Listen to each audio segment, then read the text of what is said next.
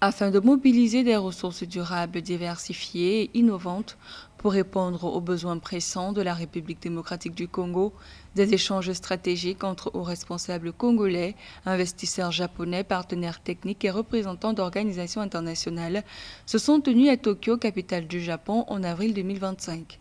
L'objectif affiché par les autorités congolaises est clair, mobiliser des ressources diversifiées et innovantes afin de répondre aux besoins pressants du pays dans des secteurs clés tels que les infrastructures, l'énergie, l'éducation, la santé et l'agriculture.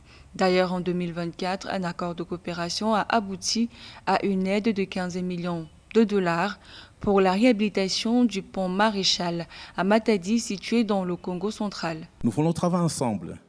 Nous voulons également pouvoir bénéficier de leur technologie, mais nous voulons également faire, n'est-ce pas, travailler avec eux ensemble pour développer notre pays.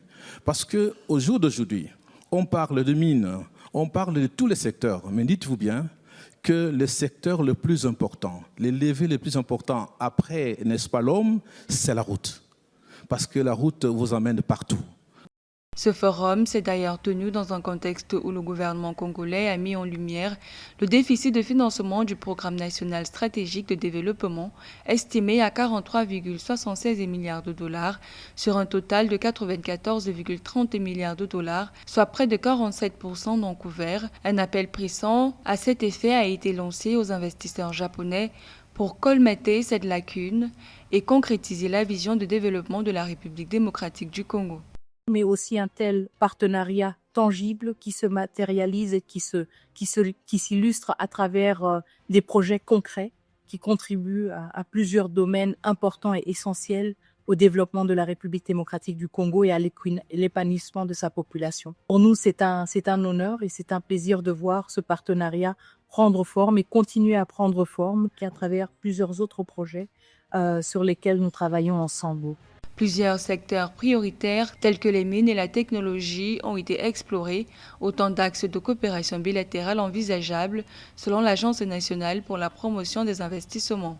Selon les sources officielles, 22 entreprises japonaises auraient déjà manifesté leur intérêt à investir en RDC suite à des récentes rencontres économiques.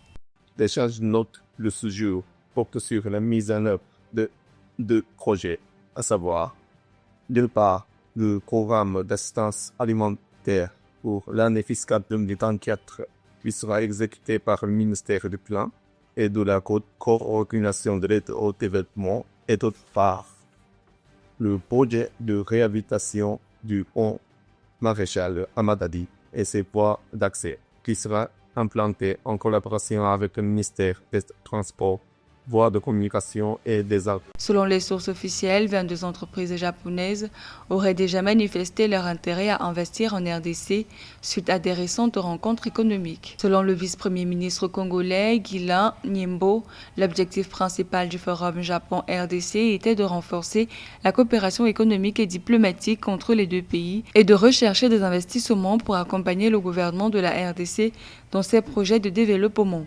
La tenue du forum a ainsi posé les jalons d'un nouveau partenariat tourné vers l'investissement productif, l'innovation technologique et le développement durable.